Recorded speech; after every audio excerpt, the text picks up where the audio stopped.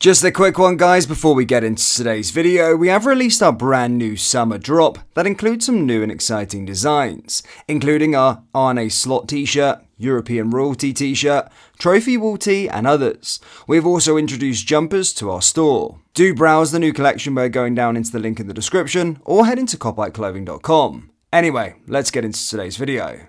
And hello everybody, welcome back to the channel, guys. Hope you're all well. Before we do get into today's video, as always, please do smash that like button and subscribe to the channel for daily Liverpool content. Guys, as always, here to bring you up to date with all the latest Liverpool news from the last 24 hours. That includes talks beginning over a deal. We'll discuss that, of course, in detail a bit later on. But as always, like I do like to do during the sort of internationals, when the internationals are being played, I want to give you a bit of an international roundup with regards to the Liverpool players. Yes, Portugal booked their place in the quarterfinals of the Euros despite a penalty missed by Cristiano Ronaldo, with Diogo Jota playing a pivotal role from the bench. Jota was a substitute for the fourth game in a row at this summer's Euros, unable to break into the Portugal side as he manages his fitness in Germany. But with Slovenia producing a heroic display in their last 16 clash on Monday night, manager Roberto Martinez turned to the Liverpool forward as a late roll of the dice. It was an influential change, with Jota twice setting up Ronaldo for big chances,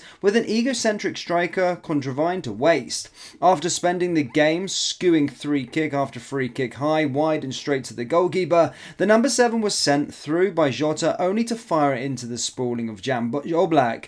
That came in the final minutes of normal time, and midway through extra time, Jota laid on an even more convincing chance for his captain. A driving run from Liverpool's number 20 saw him cut through the lines of ease before being clattered in the same area to earn a penalty Ronaldo saw saved by the outstanding Oblak. Ronaldo was in tears between the two additional halves, with Slovenia looking increasingly likely to grab the vital goal that would send them through to the quarters. They were even handed the perfect opportunity to do so, with Pepe's slip allowing Benjamin Sesko through, only for the RB Leipzig striker to fire too close to the goalkeeper.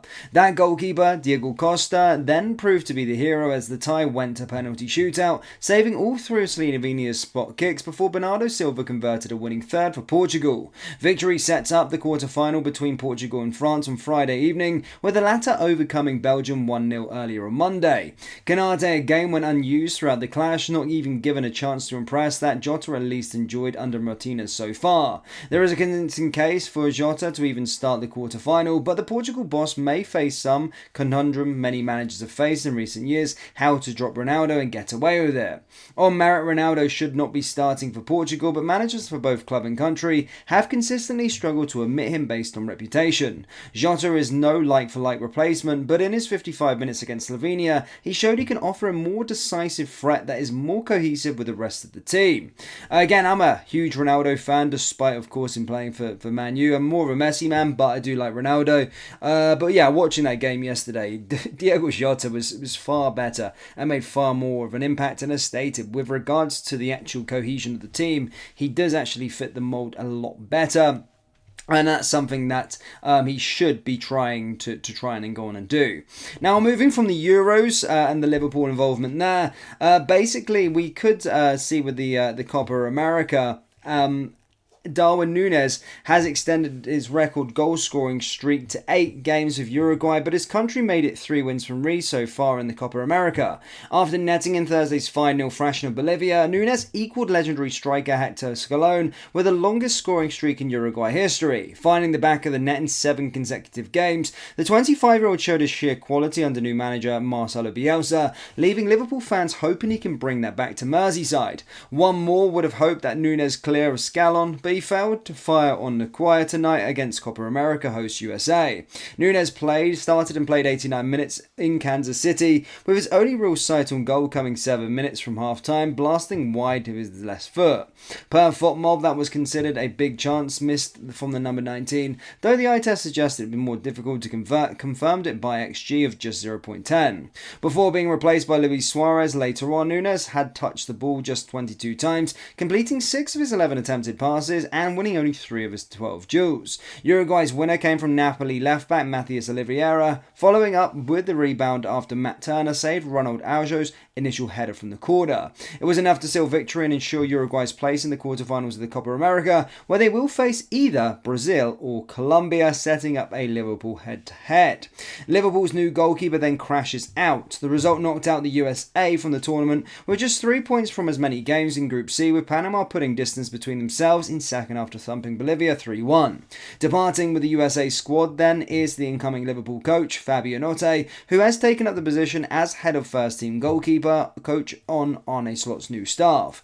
Otte has also served as a goalkeeper coach for the US national team, but the end of their Copa America run should allow him to report to the XA Training Center for the start of pre-season. So there you go, guys. That is our international roundup. Actually, quite a lot to discuss. A lot of games being played and all that kind of stuff. But yeah, good to see the Liverpool contingency doing fairly well in this round of fixtures.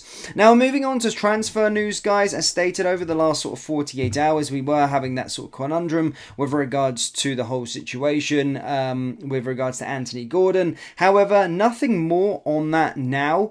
And we're just sitting around waiting to see what could happen, but yeah, nothing in terms of incomes. And as stated, I do believe most of our stuff will be done come the end of the international tournaments. However, having said that, there is some news with regards to a potential outgoing, as a cluster of teams have entered the race for Sepp van der Berg, as we know, and PSV Eindhoven, according to reputable Dutch sources, have made contact with Liverpool and are in negotiations to try and land the defender. However, having said that, despite their interest in the player, Liverpool do value the player around 20 million euros, and PSV at this moment in time would have a hard time in trying to match that transfer fee.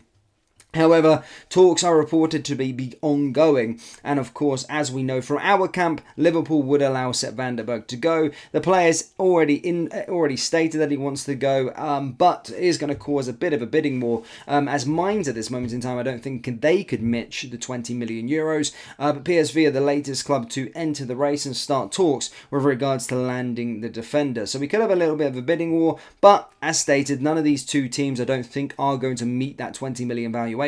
So certainly one to watch there. It's an interesting story because the Mainz head of football obviously came out and discussed the whole situation recently, and stated that they're in the race for the player, but we'll have to find out what happens with regards to it. But Liverpool fans, that's all I've already got for you today. To let me know your thoughts on the Liverpool players currently competing at the Euros and the Copa America, and let me know your thoughts on Sepp van der Berg. How much do you think we actually get for the player this summer? Let me know down there in the comment section below. That brings us to the end of today's video. As always, please do smash that like button and subscribe to the channel for daily Liverpool content. Remember, we do a new Liverpool drop available on our website, guys, so do browse the collection. We'll go down into the link in the description or go to cobblekeclothing.com. Thank you, and I'll see you next time. Take care. Peace.